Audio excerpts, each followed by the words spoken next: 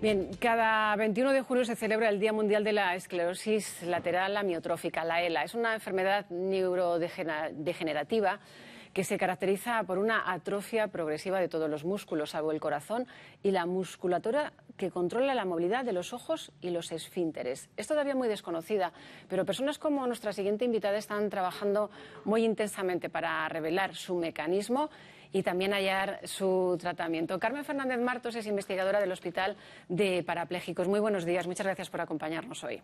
Hola, muy buenos días, gracias a vosotros. ¿Estamos todavía muy lejos para encontrar el porqué de este proceso degenerativo?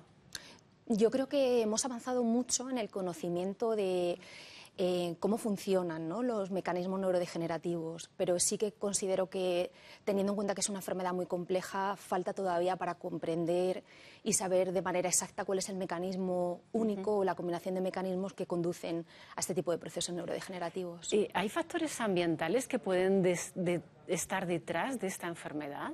Sí, se han descrito algunos factores ambientales que pueden estar detrás de incrementar el riesgo de padecer esta enfermedad, pero insisto un poco en el hecho de que que a veces se tiene un mayor concepto, que es una enfermedad que combina múltiples factores, por tanto no estamos hablando de un factor único en cuanto a la causa en origen. Claro. ¿Cuál es la incidencia por cada 100.000 habitantes? Tenemos 3-4 pacientes que son diagnosticados por cada 100.000 habitantes. Claro. ¿Y es cierto que ha aumentado la incidencia o quizá es que el diagnóstico se ha afinado más y por eso aparecen más casos? Yo creo que hemos mejorado en la parte diagnóstica de la enfermedad, sin duda, pero sí que creo que hay un incremento en cuanto a la incidencia, al igual que ocurre con otras enfermedades neurodegenerativas. ¿Y afecta más a los hombres que a las mujeres? Pues hasta los 65 años de edad diríamos que hay un techo en el que sí que parece haber una mayor incidencia en hombres frente a mujeres, pero es cierto que a partir de los 70-75 años esta diferencia de género desaparece. ¿Está considerada también como una enfermedad hereditaria? ¿Importa?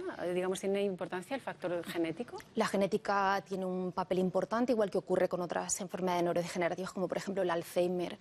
Sabemos que hay un 5-10% de los casos que está asociado a una herencia, es decir, que tienes un mayor factor de riesgo de padecer la enfermedad porque tengas una mutación en un gen en específico, aunque la mayor parte de los pacientes padecen ELA de tipo esporádico. ¿Y hay una prueba o analítica que permita detectarla? ¿Cómo se detecta? Porque a veces se tardan años en llegar a esa conclusión. La detección de la enfermedad es compleja. También ocurre, por ejemplo, en el caso de otras neurodegenerativas, como es el caso del Alzheimer. Sí que hay marcadores y parámetros bioquímicos que, en combinación con otras pruebas clínicas, ayudan al diagnóstico. Pero es importante también insistir en el hecho de que no tenemos un biomarcador diagnóstico, es decir, algo que puedan medir y, de manera precisa y decir, ¿no?, que esta persona puede tener un mayor riesgo de padecer ELA. Hay que trabajar en ese campo mucho más porque ayudaría muchísimo al diagnóstico. Claro. ¿Y cuál es la esperanza de vida para una persona que ha sido diagnosticada de ELA? Bueno, esta parte me resulta la más cruel a la hora de incluso pensarlo, hablarlo, ¿no?, compartir. Pero es una realidad que también hay que poner encima de la mesa a nivel social, ¿no?, para que tengamos una mayor conciencia de la importancia de la investigación en esta enfermedad considerada rara hasta no hace muchísimo tiempo. Estamos hablando que desde el diagnóstico, que también, como tú bien indicabas, transcurre un tiempo, ¿no?, pues hablamos de una esperanza de vida promedio de 3 a 6 años, o sea que es un impacto horrible, ¿no?, desde el punto de vista del paciente, el saber que vas a afrontar esta enfermedad neurodegenerativa. ¿Y aparece en una edad avanzada o puede aparecer a cualquier edad, incluidos los niños?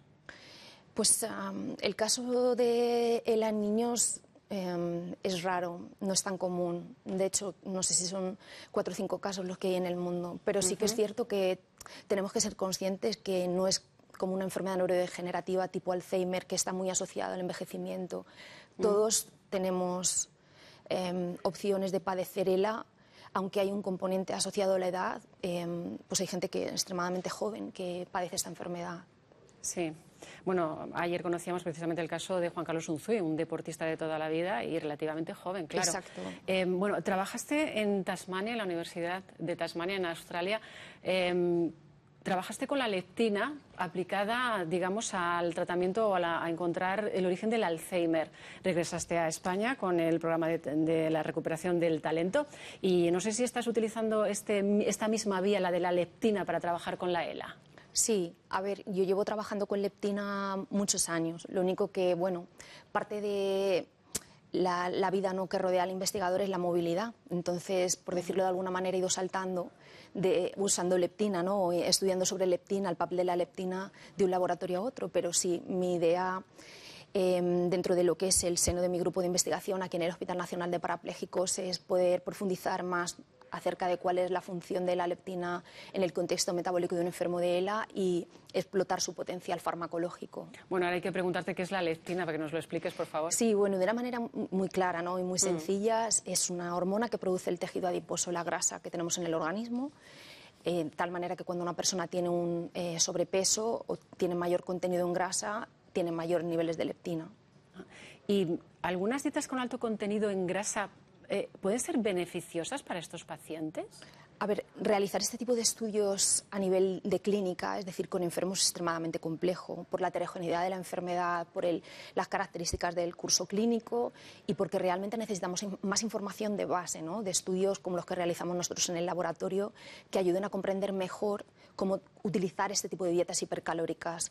Pero sí que es cierto que podríamos decir o apuntar que podrían tener propiedades terapéuticas. Ajá. Entonces, vamos a ver, yo no sé si se puede llegar a esta conclusión, pero ¿el sobrepeso y la obesidad pueden, digamos, aportar ventajas a la supervivencia de este tipo de enfermos? El estado nutricional en un paciente con esclerosis lateral amiotrófica es muy importante. Yo diría que uno de los aspectos fundamentales es evitar que el peso caiga, o el índice de masa corporal, que está relacionado con el peso, por debajo de un determinado nivel. De los 2 estudios que hay a nivel epidemiológico o clínico, es decir, fuera de lo que son modelos animales, con lo que nosotros trabajamos en el laboratorio, ya hay 2 estudios que indican que el sobrepeso o la obesidad confieren una ventaja en cuanto a la supervivencia. Obviamente no detienen la progresión de la enfermedad o no son una cura a día de hoy, sino ya tendríamos una cura para la ELA. Pero sí que es cierto que tenemos ahí una ventana, ¿no?, por explorar y ver hasta dónde somos capaces de progresar, ¿no?, tirando de este factor. Claro. Cuando hablamos de dieta rica en grasa, ahí incluimos todo tipo de grasas a la hora digamos, de recomendar a alguien que se alimente de esta forma. Bueno, yo creo que el control nutricional de un enfermo de ELA lo tiene que realizar un endocrino y un nutricionista, porque realmente no es como muchas hamburguesas o como... Además, también sí que son cada vez más numerosos los estudios que ponen de manifiesto el beneficio de un tipo de grasa frente a otras. Yo creo que estamos hablando, en cuanto al control nutricional, de mantener un exceso, por decirlo de alguna manera, en el aporte calórico, porque son enfermos que realizan un consumo energético por encima del que realizaríamos tú y yo en reposo. Claro. Bueno, ahora con la pandemia estamos, digamos, acercándonos mucho al mundo de la investigación. Quiero preguntarte si queda mucho todavía en tu estudio por llegar a una conclusión definitiva. ¿Cuánto te queda? Es que yo creo que vivimos en una sociedad en la que estamos acostumbrados a tener las cosas de manera inmediata. A mí me encantaría decir que mañana vamos a tener el resultado, ¿no?, por ejemplo, del proyecto de Metabolep, un resultado inmediato, pero son trabajos que requieren tiempo porque estamos hablando de abordajes experimentales muy complejos. Entonces yo creo que Metabolep, por ejemplo, está arrancando, ¿no?, el estudiar cuál es el efecto nutricional sobre este tipo de nuevos modelos de ELA. Pero bueno, yo espero que a lo largo de la luz del proyecto, ¿no?, de lo que dura el proyecto, seamos capaces de aportar a la comunidad científica datos importantes en cuanto a qué papel puede tener o no la leptina en el contexto de la ELA. ¿Cuánto dura el proyecto? Pues 3 años y ya hemos arrancado, o sea, ya vamos camino de ese segundo año y ahora tienen que entrar en acción 2 entidades nuevas que coordinaremos desde el Hospital Nacional de Parapléjicos, la Universidad de Tasmania y la Universidad San Pablo CEU, para poder trabajar, ¿no?, tener una mayor velocidad, por decirlo de alguna manera, y avanzar en el concepto. Pues Carmen Fernández Martos, investigadora del Hospital Nacional de Parapléjicos, muchas gracias por estar aquí en Castilla-La Mancha Despierta y mucha suerte. Muchísimas gracias a vosotros. Gracias. Bien, vamos a seguir a las 9 en punto de la mañana con más asuntos.